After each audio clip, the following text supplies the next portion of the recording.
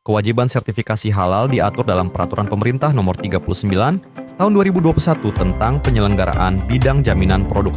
Pada regulasi ini, kewajiban memiliki sertifikat halal bagi produk makanan, minuman, hasil sembelihan, dan jasa penyembelihan mulai disosialisasikan sejak tanggal 17 Oktober 2019 dan rencananya akan diberlakukan wajib pada 17 Oktober 2024. Namun pada perjalanannya, kebijakan tersebut mengalami penyesuaian. Khusus untuk usaha mikro dan kecil, ditunda sampai dengan Oktober 2026 sebagai bentuk keberpihakan dan pembinaan pemerintah terhadap para pelaku UMK. Sedangkan untuk produk usaha menengah dan besar kewajiban sertifikasi halalnya tetap diberlakukan mulai 18 Oktober 2024. Lalu apa sajakah yang perlu dipersiapkan oleh perusahaan yang ingin mendaftar sertifikasi halal? Dan apa sajakah fasilitas yang diberikan oleh pemerintah, khususnya Kemenperin, terhadap penerapan sertifikasi halal ini?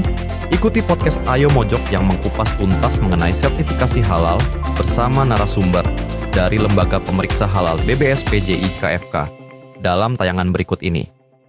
Untuk kewajiban halal ini sebenarnya sudah digaungkan dari tahun 2014, yaitu dengan diterbitkannya Undang-Undang Nomor 33 Tahun 2014 tentang jaminan produk halal.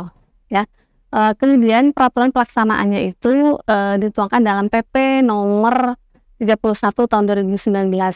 Nah, kewajiban halal di tahun 2014 ini adalah sudah diberlakukan secara bertahap sejak tahun 2019. Jadi sudah ada waktu 5 tahun sebenarnya. Oh, untuk yang 2024 ini sudah dicanangkan dari 2024 ya. Nah, ini adalah khusus untuk produk makanan dan minuman serta jasa yang terkait dengan makanan dan minuman.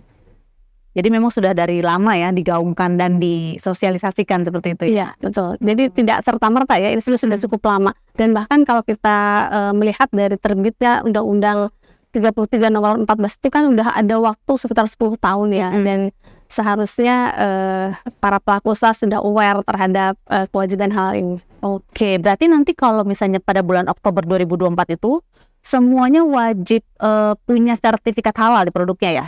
Iya. Untuk makanan dan minuman. Yang di 2024 itu apa saja yang wajib? Makanan dan minuman saja berarti? Iya, jadi produk yang wajib bersertifikat halal itu adalah makanan dan minuman, serta jasa yang terkait dengan makanan dan minuman. Misalnya penyembelihan, kemudian pengolahan, pengemasan, kemudian pendistribusian, penjualan dan penyajian. Oke. Nah, itu semua harus wajib punya sertifikat halal di produknya? Betul.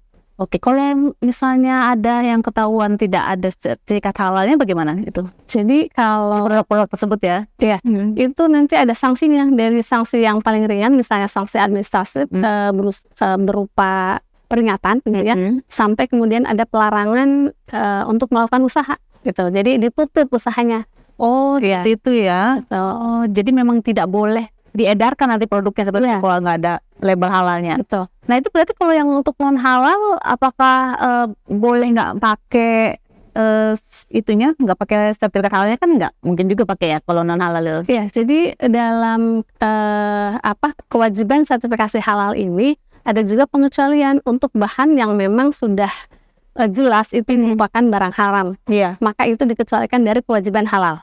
Dan pelaku usaha yang mengedarkan, memproduksi barang tidak halal itu wajib mencantumkan keterangan tidak halal.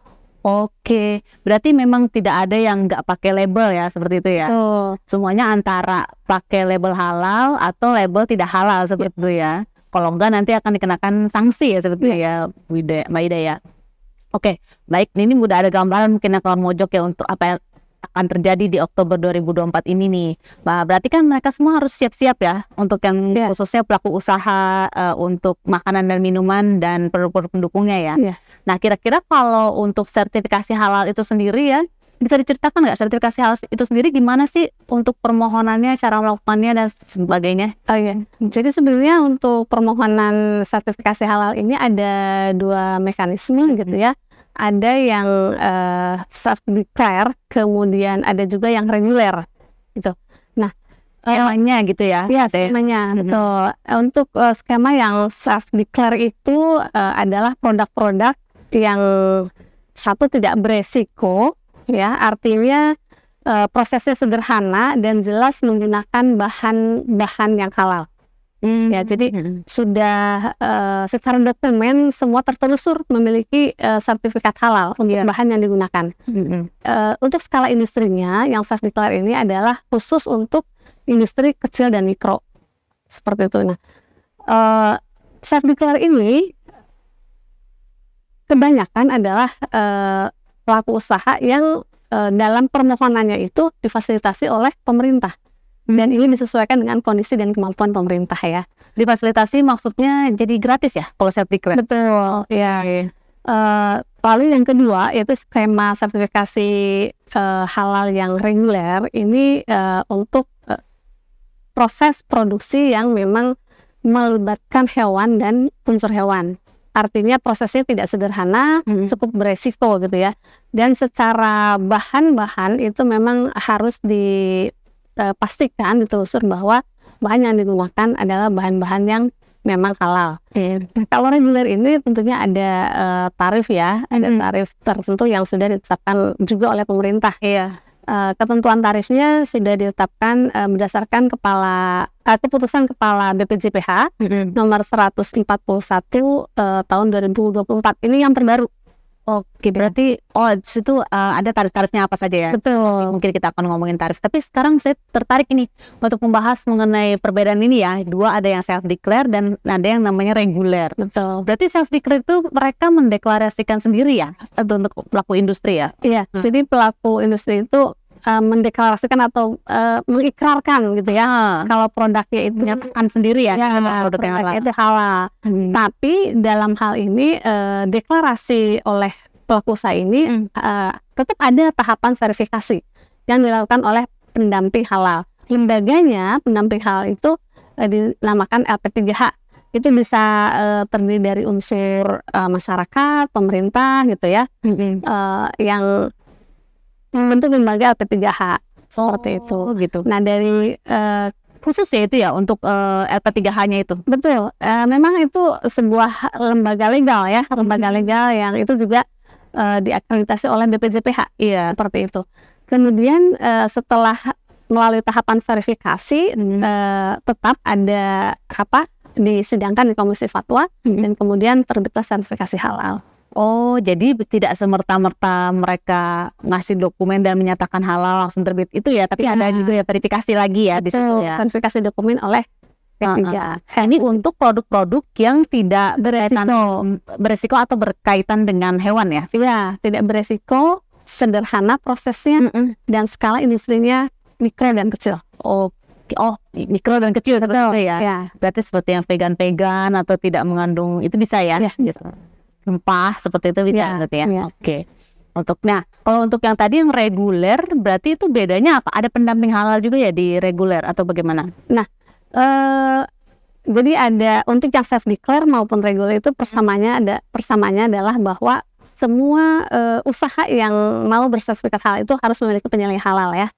Jadi itu wajib dimiliki. Artinya penilaian halal ini yang bertanggung jawab atas terjaminnya proses produksi halal di kegiatan usaha mereka. Orang betul. Orang yang menjamin itu ya. Namun tadi terkait perbedaan sertifikasi halal secara self declare atau reguler. Kalau di reguler ini tahapannya adalah ada audit di lapangan yang dilakukan oleh auditor halal dan ini dilakukan oleh lembaga pemeriksaan halal. Kalau tadi LP3H oleh pendamping halal, nah kalau di reguler ini diaudit oleh auditor halal. Oh, jadi yang self declare itu tidak melalui proses audit ya? Betul. Hanya diverifikasi aja penyataannya. Iya. Tapi kalau yang ini melalui proses audit. Betul. Di lokasi? Di lokasi. Oh, memang harus lokasi ya kalau itu? Wajib di lokasi. Tidak hanya verifikasi dokumen berarti ya. Remote ya, dari audit ya. Berarti harus memastikan langsung ya itu di lokasi kalau untuk pemeriksaan halal tersebut ya. Iya.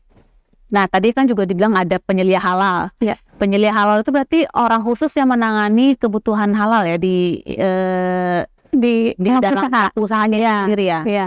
Jadi kalau kita mengenal sistem manajemen mutu barangkali ya itu kan ada manajemen representatif. Nah, Iya, di sini ya di sini penilai halal posisinya seperti itu kira-kira. sama ya, Ya. itu ya. Oke. Ada persyaratannya untuk menjadi penilai halal atau haruskah penilai halal itu sebagai pimpinan tertinggi, pucuk pimpinan dari si pelaku usaha itu sendiri? Ya, jadi penilai halal itu bisa diampu oleh pemilik atau juga pemilik boleh menunjuk. Yang jelas satu penilai halal itu wajib beragama Islam. Wajib beragama Ya. Islam ya. Betul. Kemudian selain itu juga harus pernah mengikuti pelatihan penilai halal. Syukur-syukur penilai halal ini juga memiliki sertifikat kompetensi. Kompetensi penilai halal. Betul. Oh, Ya, jadi khusus ya itu ya kompetensi. khusus. Ini artinya kan penilai halal harus memiliki kemampuan atau kompetensi bagaimana proses produk halal itu terjamin. Ya memang kan nanti kan pada saat di audit yang menghadapi berarti yang si penilai halal itu ya. Ya, yang mendampingi saat audit adalah penilai Iya, audit pemeriksaan halal itu ya. Jadi dia harus tahu persis itu dalam-dalamnya seperti apa. Oke. Nah, kalau untuk pendaftaran halal itu sendiri yang harus disiapkan oleh perusahaan itu kira-kira apa ya? Ya, jadi perusahaan atau pelaku usaha itu harus yang pertama harus memiliki aspek legal ya, terutama adalah NIB. Oh, NIB ya. Ya, dia wajib punya itu. Kemudian tentunya data-data perusahaan gitu ya. Sebenarnya yang paling utama adalah harus memiliki NIB. NIB dengan izin usaha yang sesuai. Iya. Oke. Lalu yang dokumen-dokumen lainnya? Jadi yang dokumen apa saja? Jadi apa ada yang hanya aspek legal saja yang harus dipersiapkan dan nanti alur proses produksi atau segala macam. Oh iya, jadi nanti kalau untuk permohonan sertifikasi halal ini tadi ya artinya ada penilai halal juga wajib memiliki SJPH, sistem jaminan produk halal. Sistem jaminan produk halal. Ya, jadi semacam manual mutu gitu ya kalau di sistem manajemen mutu. Jadi sebuah panduan atau pedoman bagi proses produk halal untuk menghasilkan produk halal. Nah, kita ada SJPH. Berarti itu dokumen yang berbeda ya dengan dokumen mutu yang kalau misalnya sudah diterapkan ISO 9001 dia kan punya dokumen mutu pasti ya. Itu dokumen yang berbeda ya SJPH itu. Iya, berbeda karena di sana kan ada proses ya yang harus memang selain tadi bahannya sudah harus dipastikan halal, prosesnya juga artinya harus terpisah dari proses yang mungkin mengandung barang yang tidak halal gitu. Ada perbedaannya berarti ya. Ada bahkan ketika terjadi pengolahan ini wajib terpisah dengan dapur, misalnya ini skala mikro atau kecil gitu ya. Seringkali kita temui yang industri rumah tangga itu tadi industri kecil dan mikro itu kan menjadi satu nih dengan dapur si pemilik gitu. Ini sebenarnya dalam permohonan sertifikasi halal ini wajib terpisah. Oh, itu juga dituangkan di dalam SPJPH itu ya? Oke. Ya. Berarti kalau untuk baik itu perusahaan kecil atau perusahaan besar, kalau punya dokumen khusus itu harus ada ya dokumennya ya. Meskipun dia punya rapi tersertifikasi 9001 punya dokumen sistem, tapi harus punya itu juga ya? Iya. Karena tersendiri ya, beda. Oke, nah selanjutnya nih kita kan udah tahu nih apa yang harus disiapkan dan apa itu ada tadi skemanya dua ya berarti ya, yang reguler dan ada juga yang self declare. Nah ini sekarang kalau untuk sertifikat halal ini berlakunya berapa lama? Sertifikat halal itu berlaku sebelum terbitnya Undang-Undang Nomor 33 Tahun 2014 ini berlaku selama 2 tahun ya. Waktu itu kewenangan sertifikasi halal masih ada di bawah MUI. Nah, setelah terbit Undang-Undang Nomor 33 Tahun 2014, sertifikat halal ini berlaku selama 4 tahun. Nah, kemudian untuk perpanjangan ini wajib diusulkan pemohon wajib memohon perpanjangan paling lambat adalah 3 bulan sebelum masa berlaku sertifikat halal berakhir. Berarti itu berlaku 4 tahun ya? Betul. Kalau yang sekarang juga berlaku 4 tahun juga ya? Nah, ini kabar gembira juga nih buat pelaku usaha setelah terbit Undang-Undang Nomor 6 Tahun 2023 tentang Cipta Kerja. Itu sertifikat halal berlaku seumur hidup. Seumur hidup? Betul. Oke. Nah, ini yang perpanjangan itu apa berarti? Kalau masih ada mekanisme perpanjangan? Iya, ada. Perpanjangannya tetap ada. Artinya kan dalam produksi barangkali ada bahan-bahan yang discontinue gitu ya, Iya. dan pelaku usaha harus mengganti bahan tersebut. Pelaku usaha wajib melakukan perpanjangan, memohon perpanjangan jika ada perubahan komposisi bahan baku. Nah ini jika bahan baku yang digunakan sudah clear bersertifikat halal. Jika bahan baku yang digantikan ini belum bersertifikat halal, maka permohonan ini seperti permohonan baru, dan itu adalah menggunakan mekanisme yang reguler. Berarti yang perpanjangan itu bisa saja misalnya dia tadinya kan reguler ya, cuman dia akan menambah satu produknya itu tidak melalui mekanisme, misal kalau misalnya reguler harus ada pemeriksa halalnya gitu. Iya. Oh ini berarti kalau perpanjangan nggak usah ditambahkan saja langsung ya sertifikatnya. Bukan produk baru ya, tapi perubahan komposisi bahan baku. Ya diaplikasikan saja berarti ya. Ya betul. Karena kan produk itu sudah ada sertifikat gitu ya, cuman yang sekarang komposisinya berubah. Ya berubah, dan syaratnya adalah bahan baku yang menggantikan bahan baku awal itu sudah bersertifikat halal juga. Oke. Nah, jadi pasti beda waktu, beda biaya juga berarti gitu. Iya. Seperti itu ya. Iya. Oh, tidak perlu melalui mekanisme Pemeriksaan halal lebih lagi. ya. Nanti sertifikatnya berarti di amandemen kalau perpanjangan itu. Kalau di amandemen tidak, tetap dengan nomor yang sama, Iya. artinya hanya berlakunya berarti kan tetap diperpanjang gitu ya, seperti itu. Artinya memiliki masa berlaku yang dipanjang. Oh, Tidak ada amandemen. ya. Kan ini sekarang seumur hidup kan seperti itu. Kalau seumur hidup berarti penambahan aja.